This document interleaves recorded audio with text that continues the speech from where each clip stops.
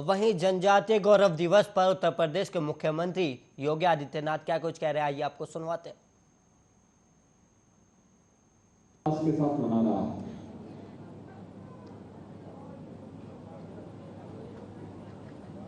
देश की स्वाधीनता के लिए उस कालखंड में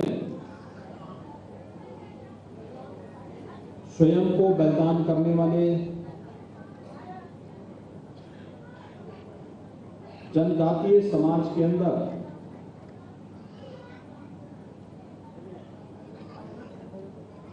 स्वराष्ट्र और स्वाधीनता की प्रेरणा प्रदान करने वाले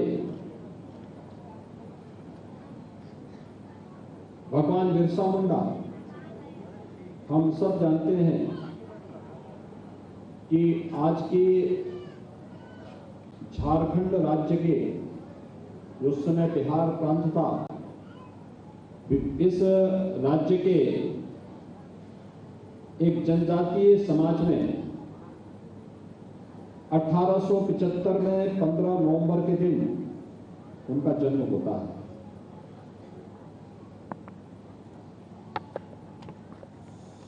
लेकिन जो हमेशा इस बारे में कहा जाता है कि महत्वपूर्ण नहीं कि व्यक्ति कितना लंबा जिया है,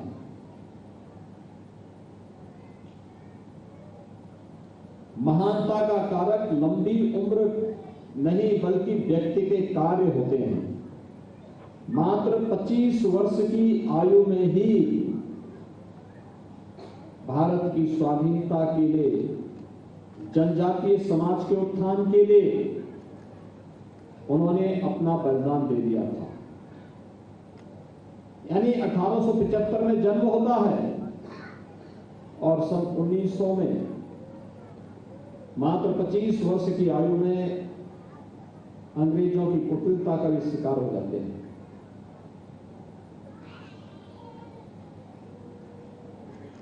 मात्र 25 वर्ष की आयु में उन्होंने अपने आप को बलिदान कर दिया भारत की स्वाधीनता के लिए। लेकिन उनका एक बलिदान, उनका एक त्याग भारत की स्वाधीनता का एक मंत्र बन गया। और देखते ही देखते देश को आजाद होने में 47 वर्ष से भी कम समय की अवधि में भारत स्वाधीन हो गया। सैकड़ों वर्षों की गुलामी से भारत से मुक्ति मिल गई। भाइयों बहनों, स्वाधीनता का मतलब क्या होता है, यह आप इसी से अनुमान लगा सकते हैं कि स्वाधीनता का मतलब होता है कि हम अपने अनुरूप अपनी नीतियों को बना करके अपने समाज के सुरक्षा के लिए, उनके सम्मान के लिए, उनके स्वावलंबन के लिए बिना किसी रोक टोक के, बिना रुके, बिना झुके, बिना डिगे उन कार्यक्रमों को आगे बढ़ा सके। याद करिए,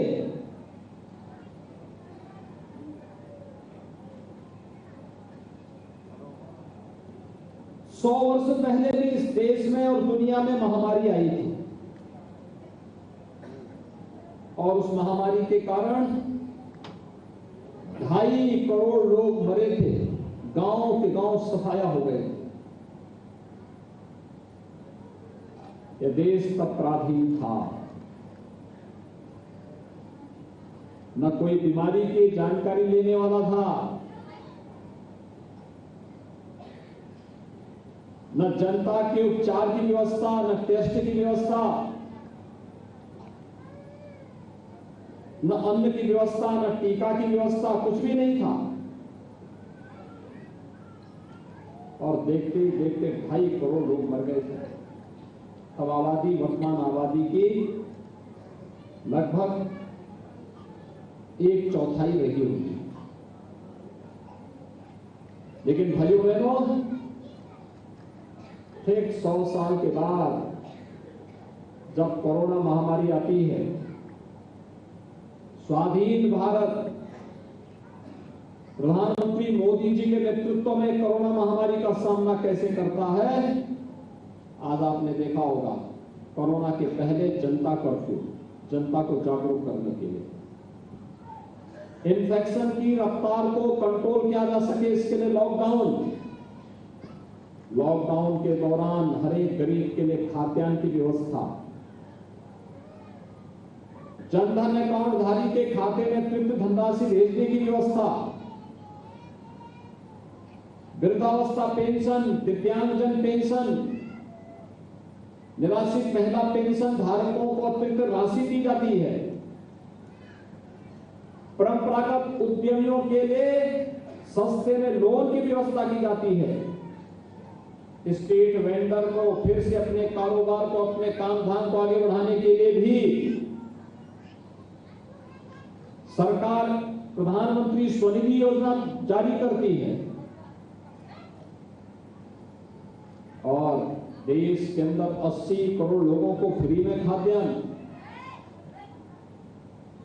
देश के अंदर 80 करोड़ लोगों, देश के अंदर 130 करोड़ की आबादी को फ्री में वैक्सीन, फ्री में टेस्ट, फ्री में सारी सुविधा फ्री में देने की व्यवस्था, टेस्ट फ्री, उपचार फ्री, खाद्यान्न फ्री और सबको वैक्सीन, मुफ्त में वैक्सीन। आपने देखा होगा देश 110 करोड़ लोगों को वैक्सीन दे चुका है। उत्तर प्रदेश कल 14 करोड़ से अधिक लोगों को वैक्सीन दे चुका है। कोरोना प्रबंधन देश के अंदर सबसे अच्छा प्रधानमंत्री मोदी जी के नेतृत्व में देश के अंदर हुआ है। स्वाधीनता का मतलब यही है, जब देश की सरकारें आपकी चिंता करने लग जाए और शासक नहीं है। आप प्रधानमंत्री मोदी जी के मुंह से बराबर सुनते होंगे कि शासक के रूप में नहीं, देश की सेवा में एक सेवक के रूप में काम करता हूं, मैं देश का प्रधान सेवक हूं। कभी इस बात को आपने कभी सुना? यही तो महानता है। इसी स्वाधीनता के लिए महान स्वाधीनता संग्राम सेनानी राष्ट्र नायक बिरसा मुंडा जी ने अपने आप को बलिदान कर दिया था और आज उसी त्याग और बलिदान का परिणाम है कि भारत के अंदर त्याग और बलिदान की जो लंबी परंपरा आगे बढ़ी, उस परंपरा का परिणाम है कि भारत स्वाधीन है। और भारत स्वाधीन है, प्रधानमंत्री मोदी जी जैसा यशस्वी नेता और प्रधानमंत्री जब देश को मिलता है तो हर गरीब को शासन की योजना से जोड़ने का कार्य बिना भेदभाव के मिलता है। यही तो कहा था बिरसा मुंडा जी ने, देश की स्वाधीनता तब प्राप्त होगी जब समाज का हर तबका मिलकर के काम करेगा। और यही कार्य प्रधानमंत्री मोदी जी कहते हैं, सबका साथ, सबका विकास, सबका विश्वास और सबका प्रयास। जब सभी लोग मिलकर के एक साथ सामूहिक प्रयास करेंगे, उसके परिणाम भी उसी प्रकार से सार्थक आते हुए दिखेंगे। और भाइयों बहनों, ये प्रयास उसी प्रयास का हिस्सा है कि जिसमें हर व्यक्ति मिलकर के शासन की योजनाओं से लाभान्वित हो रहा है, चाहे वह शौचालय की योजना हो, आवास की योजना हो, विद्युत के कनेक्शन की व्यवस्था हो, रसोई गैस के सिलेंडर उपलब्ध करवाने की व्यवस्था हो, खाद्यान्न योजना हो, तमाम योजनाएं, स्वास्थ्य की सुविधा सबके लिए उपलब्ध करवाने का कार्य हो। यानी प्राथमिकता के आधार पर इन सभी कार्यक्रमों को आगे बढ़ाने का कार्य आज पूरे देश के अंदर किया जा रहा है। ये काम 1947 के पहले भी किया जा सकता था और 1947 के तत्काल बाद भी किया जा सकता था, लेकिन सोच नहीं थी, सोच नहीं थी। और प्रधानमंत्री मोदी जी के नेतृत्व में आज जो कार्य हुआ है, वही उसी का परिणाम है कि प्रधानमंत्री मोदी जी ने भगवान बिरसा मुंडा की पावन जयंती को जनजातीय गौरव दिवस के रूप में मनाने का निर्णय लिया और आज देश का एक बड़ी आबादी जो जनजातीय समाज से है, वे सभी लोग इस बात पर गौरव की अनुभूति करेंगे कि भगवान बिरसा मुंडा की पावन जयंती के इस भव्य आयोजन के साथ जुड़ने और उनकी जयंती को जनजातीय समाज भी अपने को गौरवान्वित महसूस कर सके, इससे वे इस कार्यक्रम को आगे बढ़ाएंगे। भाइयों बहनों, हम सब इस बारे में जानते हैं, जनजातीय समाज भारत के संसाधनों का रक्षक समाज रहा है। वनों की रक्षा करनी हो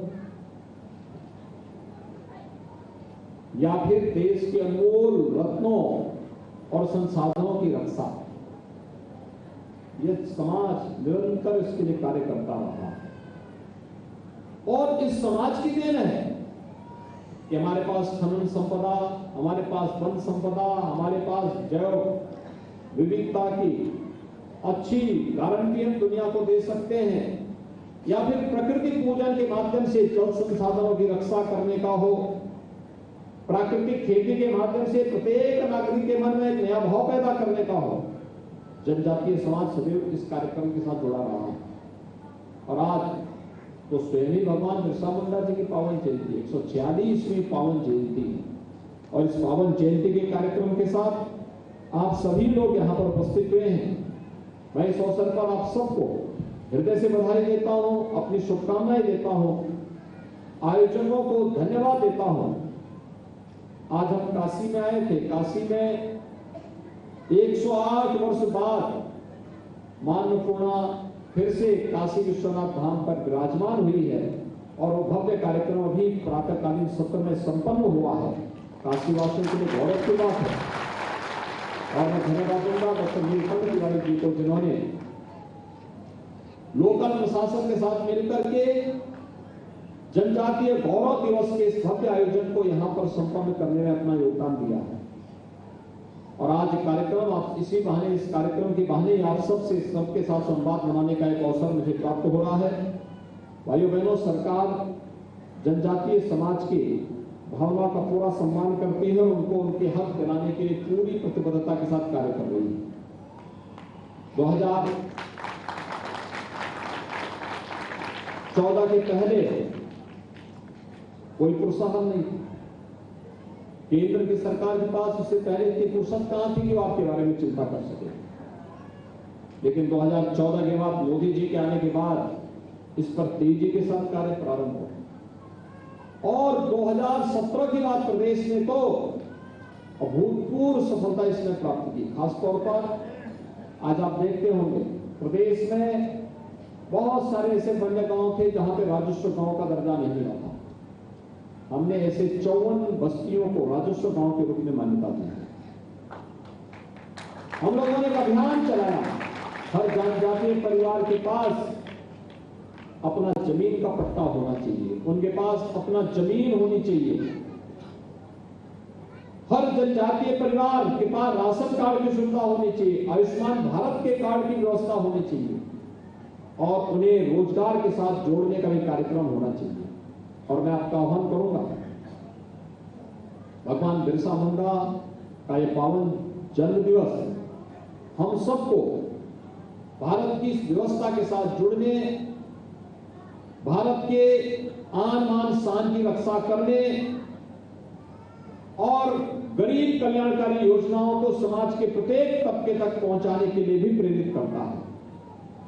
यही तो सामूहिकता हमारा सबसे बड़ा मंत्र है और इस सामूहिकता के दर्शन को आगे बढ़ाने की आज आवश्यकता है। भगवान बिरसा मुंडा इसी बात को लेकर के जनजातीय समाज को सदैव प्रेरित करते रहे, उनका मार्गदर्शन करते रहे और उनका नेतृत्व भी करते रहे। आज के इस अवसर पर मैं एक बार फिर से प्रधानमंत्री मोदी जी के प्रति भगवान बिरसा मुंडा की पावन जयंती को जनजातीय गौरव दिवस के रूप में मनाने के लिए हृदय से आभार व्यक्त करता हूं। आप सभी को इस पावन आयोजन के लिए हृदय से बधाई भी देता हूं, शुभकामनाएं भी देता हूं और आपको इस बात के लिए आश्वस्त करता हूं कि केंद्र और प्रदेश सरकार जनजातीय समाज के न केवल अधिकारों के लिए बल्कि शासन की योजनाओं को आप तक पहुंचाने के लिए पूरी प्रतिबद्धता के साथ कार्य करेगी। आज देवोत्थान एकादशी है। देवोत्थान एकादशी के अवसर पर मैं आप सबके प्रति हृदय से मैं आपको बधाई देता हूं, अपनी शुभकामनाएं देता हूं। धन्यवाद। जय हिंद।